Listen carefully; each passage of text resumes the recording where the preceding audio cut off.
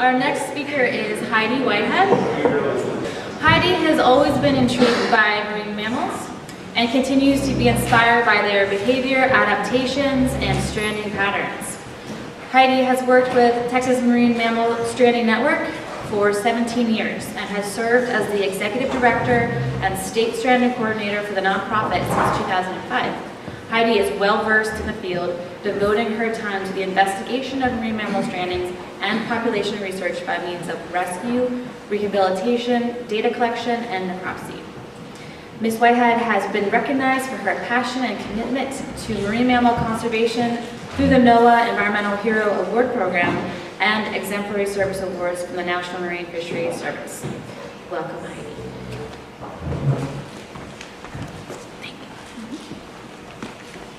Thank you, Chris. I'm going to move this over. Hopefully you guys can still hear me okay. Is that good for everybody? So thank you all for being here, and thanks, Chris, for having us. I've been asked to talk a little bit about the Texas Marine Mammal Stranding Network and kind of what our role is continuously. I've been asked to talk about the Texas Marine Mammal Stranding Network. I know I've had an opportunity to work with a lot of you in a lot of different capacities over the years in marine mammal response. So I'm going to talk about kind of our continuous role and then the role that we have taken on during spill response as well. So the Texas Marine Mammal Stranding Network, for those of you that are not familiar with us, we were created in 1980, primarily to further the understanding of marine mammals. So this was coming off the cusp of the Marine Mammal Protection Act in 1972, and there was really an interest in looking into marine mammals specifically that were stranding here along the Texas coast. So we are a nonprofit organization, so we're supported by grants and donations to be able to do the work that we do all along the coastline, as well as many different agencies that come together.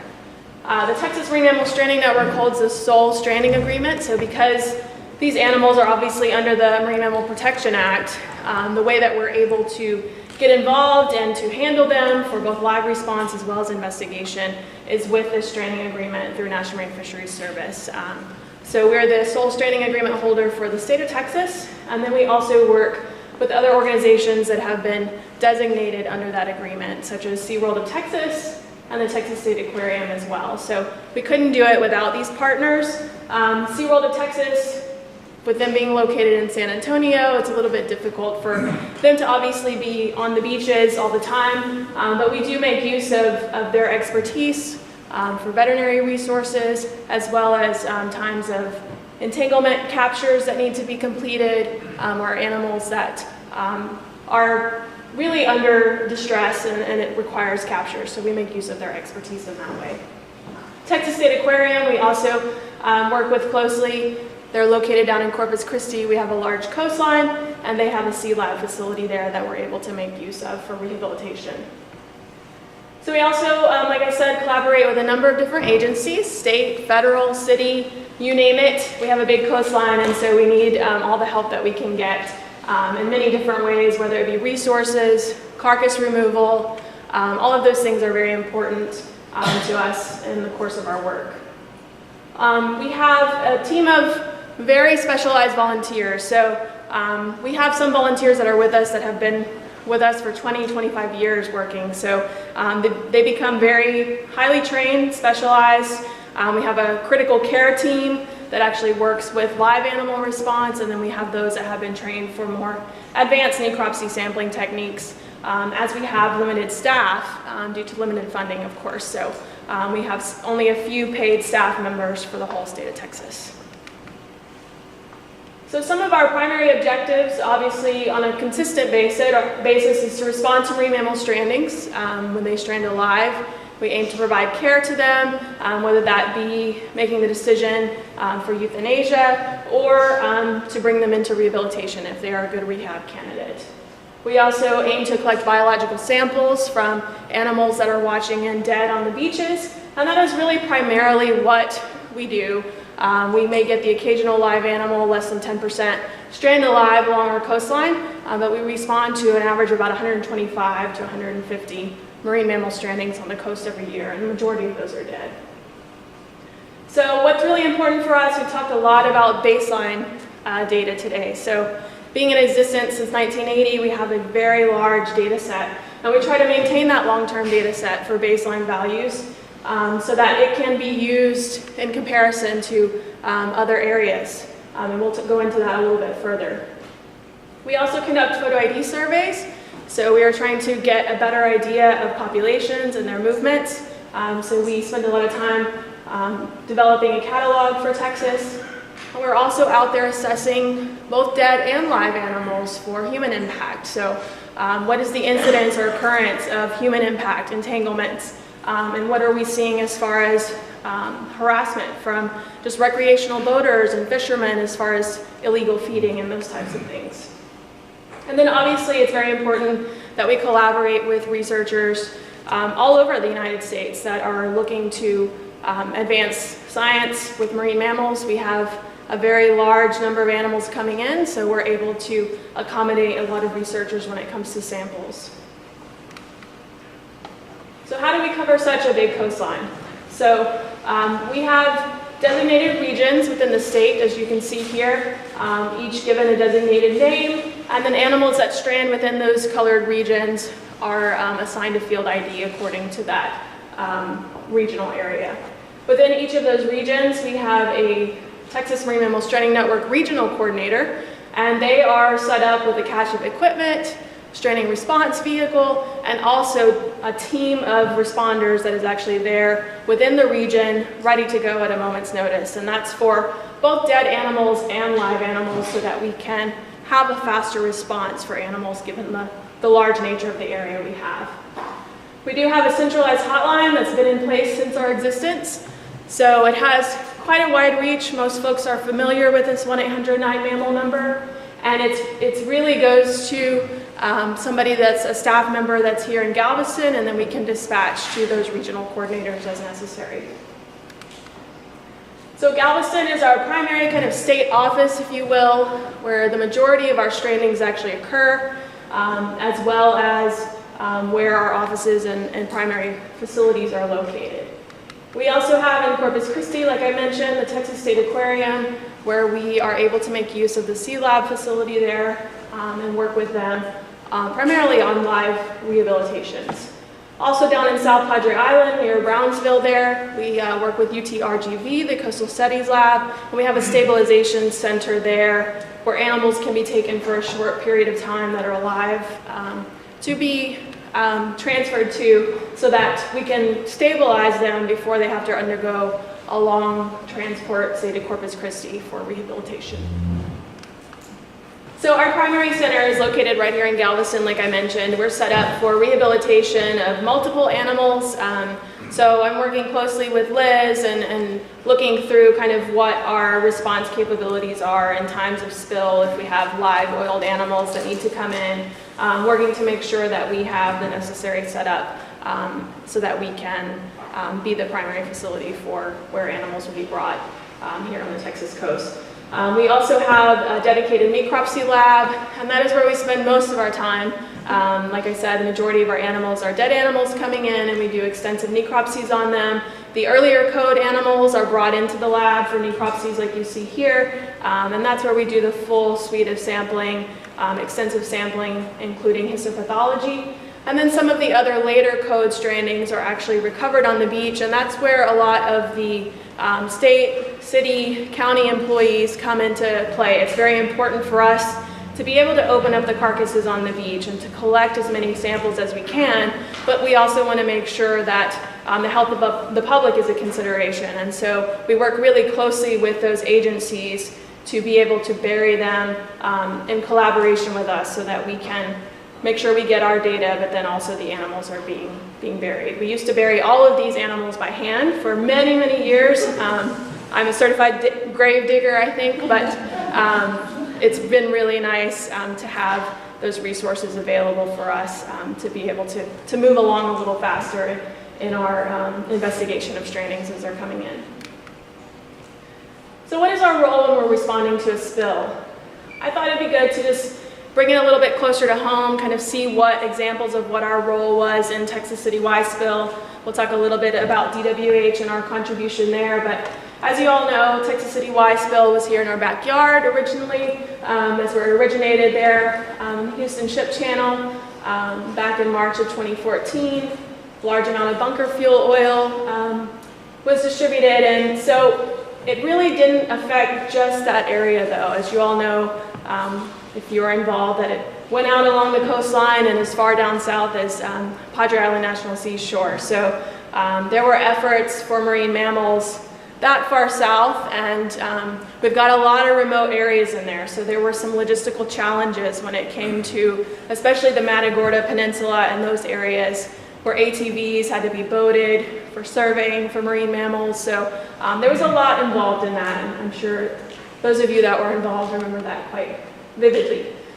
So when the TCY spill happened, we were notified by Parks and Wildlife. I think Andy was the one that gave me the first call there. And immediately I got in contact with NOAA, and we began looking at what was going to be our initial phases for assessment. So aerial surveys, we were looking at getting stranding network observers on board because the ship channel was closed to determine whether there were any dolphins in the oiled area. This area where the spill occurred, there's usually a dense population of dolphins there. So it was important for us to determine whether there were dolphins in immediate danger there as far as the oil was concerned. We also worked with area researchers such as Environmental Institute of Houston and Texas A&M researchers that hold permits to be working on the boat around dolphins. They do photo ID, and so it was important to kind of stay in communication with them about whether they were seeing animals and whether they were seeing their typical dolphins in the areas where they were. We also worked with land-based surveys, so that's also with Texas A&M University. They had a data set already established from a year prior during that exact same season, where they were able to actually view animals from their location there at the campus in the ship channel, and then that data was actually used right after the oil spill to determine whether animals were there in the area of the spill or not. So there was some interesting data that came from that. Also, in addition to just looking for animals that were in the early phases around the area of the oil, then we really worked hard with land-based surveys to look for strandings that were occurring. So we had SCAT teams that we were working with, as well as a number of local agencies, Park Board, those people that were on the beach looking for these animals and strandings that were coming ashore. That's where the spill event volunteers really came into play as well through the ICS. If they didn't have specific marine mammal stranding response experience, they could still be on the beach looking for those animals. And so that was really helpful to our response team, not having to be the boots on the ground everywhere looking for dolphins, but they were notifying us, seems like every few minutes of where a dolphin was located so that we could get out there to them. So we were looped into the incident command system fairly early. I was able to get out as a representative at the wildlife branch for marine mammals, and then within a very short period of time, less than 24 hours, a NOAA representative was here from Florida. I think that was Liz, or did you come first? And then she was thrown into the fire there, and I was relieved for response. So we got busy on response, and then, like she mentioned, there was a lot involved over operations as well there. So trying to make sure we had everything we needed in place here at our facility for response, both for live animals and dead dolphins. Like I mentioned, we have our centralized reporting hotline, but the wildlife hotline was established with the branch. So that was something that went out through media. It was going out to the public of where to report any wildlife that came on the beaches. And so it really worked seamlessly for us to be able to receive reports directly from the wildlife branch. They were trained in taking those reports and collecting location data and GPS coordinates, and so that made it a lot easier for us to be able to find these animals that SCAT teams and others were reporting. One thing we did find is that it was very helpful to have responders that were familiar with the area. So we had some NOAA responders that had come in to assist us from out of state, but it was difficult for them to find locations of animals. So we had to kind of do a switch and have them doing a lot of the work back at our facility and us doing a lot of the in the field response work, because a lot of these animals were found In very remote places, scat teams were crawling in rocks and finding animals in nooks and crannies where you wouldn't think they might be found. So that was a lesson learned. So response, our involvement was really to be available to care for any live oiled marine mammals, so whether that meant capture or stranded marine mammals that were coming in oiled, and again, they would be brought to our primary facility here in Galveston with Texas State Aquarium as a backup as they were located further south on the coast as the oil moved down. This requires experienced marine mammal handlers, so we want people that are already experienced with working with dolphins, and then also they had to have this HAZWOPER certification in place. So thankfully, we had just completed our HAZWOPER recertification, and so we were able to get out on site immediately. So we didn't have any snags there as far as our crews were concerned, and that's something that we try to keep updated so that is the case with any events that come up. We also have a dedicated marine mammal veterinarian that can attend to these animals as they come in, and that rolled over into the dead stranded animals as well, because we want to have a veterinarian there to help us with necropsies if possible, or at least someone that is highly trained in advanced necropsy sampling techniques. So a lot of our work beyond necropsying and sampling these dead stranded marine mammals was actually the chain of custody requirements that go with it. So anybody that's worked in chain of custody, you know that it's extremely time consuming, it's tedious work. So we maintained all of the carcasses here in locked freezers, sample preservation, as well as photos and data records that all had to be kept under very strict guidelines and COC requirements. And again, HAZWOPER teams had to be in place, and we keep those teams in place for these types of events. So post-event, we talked a little bit about NERDA sampling. So even though we maintained a heightened sampling protocol during the event itself, both fortunately and unfortunately, the Northern Gulf UME had just occurred, and so we were working off of this Northern Gulf UME protocol for our sampling techniques. So it's quite heightened, but it made it consistent for us to be able to be collecting data and samples exactly as those in the Northern Gulf were collecting samples after the DWH spill. After the event ended, we had a step-down sampling protocol, which was still what I would consider a heightened protocol. It wasn't a whole lot of stepping down there, but we maintained that for a number of months following the stranding event, and then continued to monitor, and we still maintain a heightened stranding protocol ever since this event, even now when we're responding to strandings. And some of that means that if you have a late code decomp animal, you're still going to be taking samples like it were an earlier code. Sample analysis, this was the time period when we would look to prioritize cases, so we'd work with the NOAA team. They would let us know what cases were prioritized based on either stranding location, whether they were visibly oiled, non-visibly oiled, and necropsy observations to prioritize those to ship for analysis once funding was secured. And then obviously looking at our historical data. So that was really important, especially because TCY overlapped with our usually heightened stranding season that occurs during that January to March period. So it was really good for us to have these historical numbers of animals that usually land on our beaches during certain times, to be able to tease that out, kind of what animals may have specifically been affected by TCY, and also considering which animals may have been found just due to the fact that we had heightened surveys happening as well. So those are all things that we did a very thorough review of the data there. So then moving on from the Texas citywide spill, even though we were not part of this Northern Gulf bottlenose dolphin UME that occurred after the Deepwater Horizon spill, we did contribute to a lot of the research that came out of that. And the reason I'm pointing this out is, again, going back to a lot of the baseline data. So that is where our role came in a lot of ways here, is looking at, say, paraffin blocks, where we were able to submit those they were looking at the histo, and then they could use those as comparisons, say for the lung study and the adrenal gland study. A lot of our animals became like those base comparison animals for the rest of the Northern Gulf. So again, I point to the fact that it's very important for us to keep up this stranding work and continue to maintain that data set.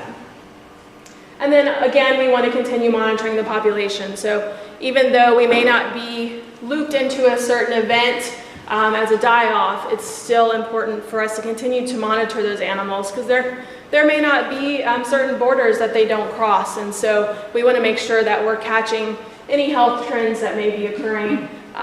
Like was brought out, we may see effects 40 years down the road, and so these are some things that we want to make sure that we're staying on top of. So what is some of the other research that we've been involved in? We've been working on updating abundance estimates for bottlenose dolphins in Texas coastal and inshore waters, as well as developing a photo ID catalog for Texas waters. And we've been able to include a lot of the historical images. We've been able to digitize those that Texas A&M University has provided us on a lot of the photo ID work that they've done over the years.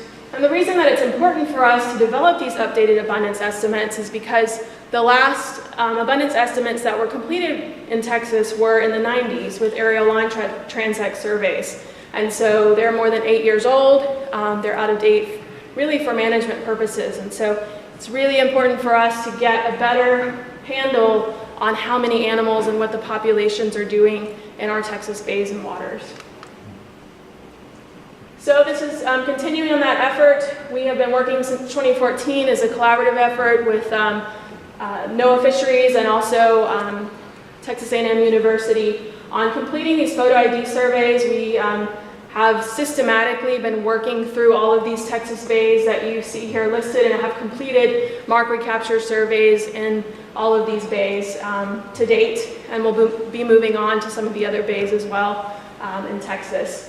We're also looking at distribution patterns, movements, life history, habitat use. We get so much information beyond just developing a catalog of these animals. And this information can be used for management purposes. So it's going to be very important for us to better understand the impacts to the populations if we know how many are there and also kind of what their habitat use is in the area.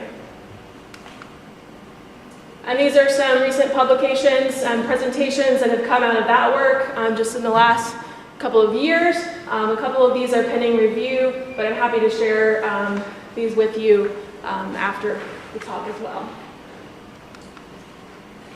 So Laura talked about restoration and how we restore marine mammals through mitigation of interaction with fishing gear, identifying impacts from noise, reducing illegal feeding, and then also increasing our understanding of marine mammal illness and death. And so the Stranding Network's role in all of these things is important, but it's going to require enhanced capacity for stranding response organizations. So we really can make a lot of advancement in our marine mammal knowledge, but we need increased capacity within the Stranding Network as well. We also are looking to work with independent researchers. Hopefully many of you have some research ideas you would like to bring to the table and have done so for many years. So we really can make advancement in that regard as well. And then make use of our education programs. So we come in contact again with our human interaction assessments of all carcasses and live animals. We're able to collect data on recreational fisheries interactions as well as illegal feeding. Any of that gear that we collect is sent to a gear repository within NOAA, where then they produce a report on that specific gear. And so all of that goes back into the conservation of these animals. So in summary, Stranding Networks play an important role in marine mammal response. We've talked a lot about stranding response and kind of how that fits in with these oil spill responses. But data collection and research is really important to continue for this baseline data so that we can protect these populations for years to come, hopefully increase survival of these live stranded animals that are coming in. We're learning a lot as time goes on about rehabilitation specifically, but then also monitoring for any health trends or emerging diseases, and then conducting these population assessments as well when we can. I think that's all I have.